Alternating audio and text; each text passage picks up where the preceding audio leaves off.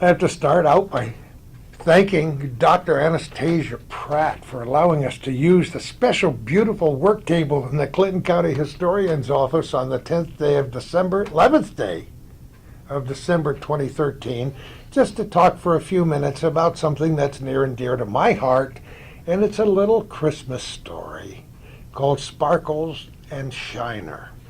It contains 20 of the most beautiful color illustrations done by Janelle Machonsky and Marcia Wright Reeves. Janelle's name among her friends and family is Kay, so we're going to call her Kay from now on. She lives in Wichita, Texas. She has a studio there.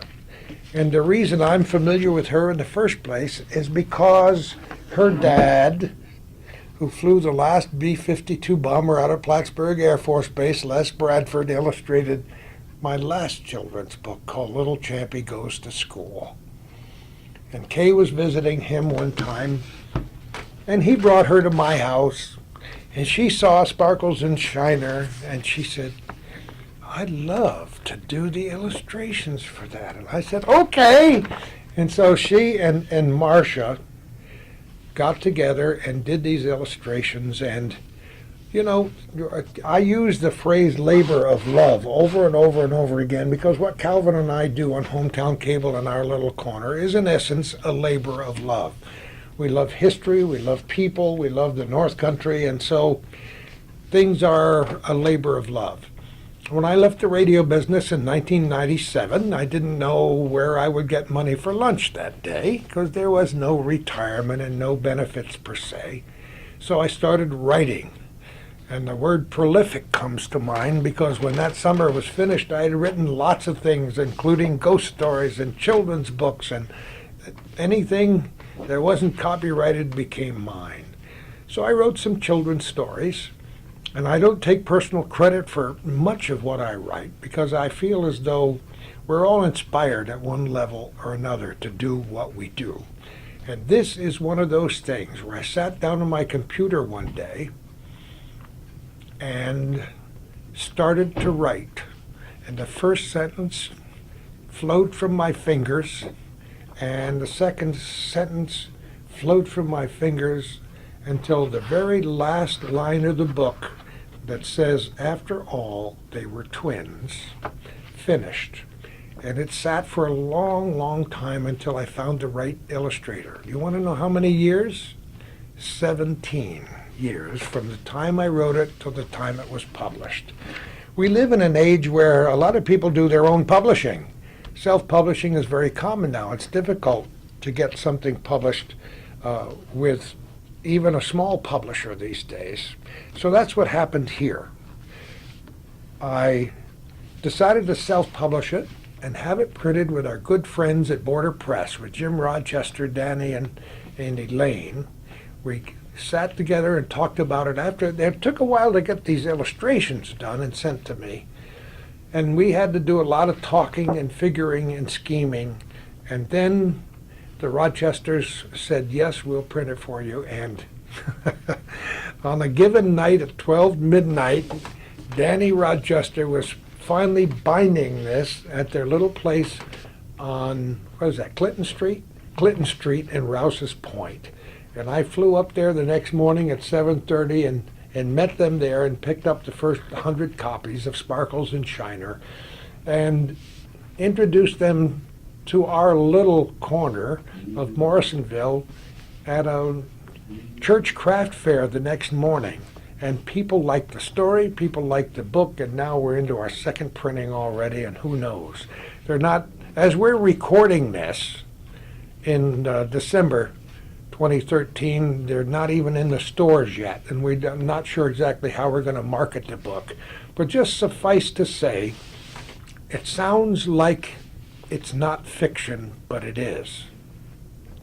It's about two 9-year-old twins, John and Jocelyn Levine, John and Jocelyn Spencer, who lived on River Street in Morrisonville in 1946.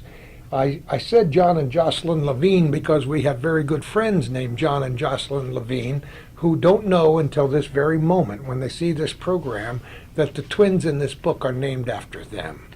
The word Spencer, which is their last name in the book, comes from dear friends who lived next to us in Morrisonville for many years and who live in another state at this time. So, we just wrote about a poor family who had just been through the ravages of war, and the son had been killed in the Second World War, and they had nothing for Christmas. But fortunately, as happens in many small towns, there is one person who has an impact on young people, a teacher, a store owner. In this case, it was a man named Mr. Morrison, whose ancestors came up with the name for Morrisonville, and the old house is still there, the original homestead built in 1805. But where my house is now, there was a shop, and he had a woodworking shop there. Back in the 1940s, and kids would come into his shop, and he would always have a little pot of soup on his pot-bellied stove, and he would make handmade ornaments for the kids. And in this case, he felt very badly for this family on River Street, so he made them wooden ornaments that looked a lot like them. Now, the little boy they called Shiner because on the way there one day he got in a snowball fight and was hit in the eye with a snowball, and that was Shiner. And the little girl was called Sparkles because Mr. Morrison, when he made her, sprinkled some glittery items on the paint before it dried. So the long story short is the kids took the ornaments home, put them on their tree, and at midnight on Christmas Eve, at the stroke of 12, the little Christmas tree ornaments grew and grew until they became the size of human kids. And through wonderful Christmas magic, they were able to supply some of the most important needs to that Spencer family on River Street. And it's one of those, one of those feel-good Christmas stories that everybody likes to hear, especially when it involves your hometown. So that's the essence of Sparkles and Shiner. I'm delighted to see that it's finally printed and available for people, and it'll be too late by the time you see this to get a copy for your children and grandchildren for Christmas, but never too late. Well, it depends when they're seeing it. Well, it depends when you see it. You might see it before Christmas this year, in which case give me a ring. Go on my Facebook page, call me, send me an email. The email is gordand, Gordand, the letter K at AOL.com. My number's in the phone book, and I'll tell you how to get your own copy of it. I've already mailed them from one coast to another because you never have any idea how successful something like this is going to be. But apparently people were ready for another good Christmas story. And so this one, I hope, will be successful because it becomes a part of who you are when you write a book. And this one, the end product pleases me a great deal because, we're all interested in telling a story to somebody else. And I've spent a lot of my life telling stories orally and on the radio and on television, but this is a way to get it in print. The other two books that I've published, one of them has to do with Ghosts of Clinton County.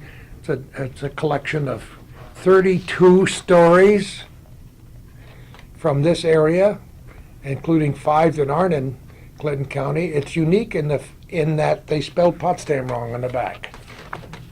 That may be the only thing you'll remember about this book of 32 ghost stories. I'm writing another one, and I won't call it Ghosts of Clinton County the next time. I will call it Ghosties, a great old Scottish word that has to do with things that go bump in the night. The last children's book is Little Champy Goes to School, published by Bloated Toe and our good friend Larry Gooley and Jill, and illustrated by the dad of Kay Machonsky. A fun book. It's only been out for a year or two, but it's also been quite successful, so I'm blessed in so many ways. I thank all of you for paying attention to things like this, to spread a little joy around your house, even if it's after the Christmas season when you see this. And if it's in the middle of summer and you don't want a Christmas story, well, next fall, just let me know, and you can get 16 or 18 copies for your friends and family. That's Sparkles and Shiner. Right now, I got several boxes in the back of my trunk, so that's how it'll be marketed. We'll figure out a plan. It's like the old song Mañana. Tomorrow we'll figure out what we're going to do next. I thank you all for paying attention to what we do on our little corner in Hometown Cable. It's been a tremendous pleasure all these years to do this program. Thanks to Stacy Pratt for allowing us to use her room. And look at these wonderful postcards. Clinton County history through the eyes of its children, unveiled August 2009. Details of the old stone barracks and the Clinton County through the eyes of its children in the large, wonderful display that you can see. That's, I don't know how many months they spent on it. Stacy, do you remember how long? It was a full academic year. It was a full academic year having this painted, this beautiful mural on the side of the Clinton County Government Center. And it's, I use the word deja vu often because where this is located adjacent to Court Street in downtown Plattsburgh is where I worked for 8 years as a victim's advocate after I left the probation office. And it's also where I parked my car in 1961, when I began my radio career on the 4th of July, 1961, at WEAV, whose studios were located right there at 38 Court Street in Plattsburgh. So if you don't believe the old phrase, what goes around comes around, maybe you will now when you've heard that story. Again, thank you all for watching, and who knows where we're going to be next time for our little corner.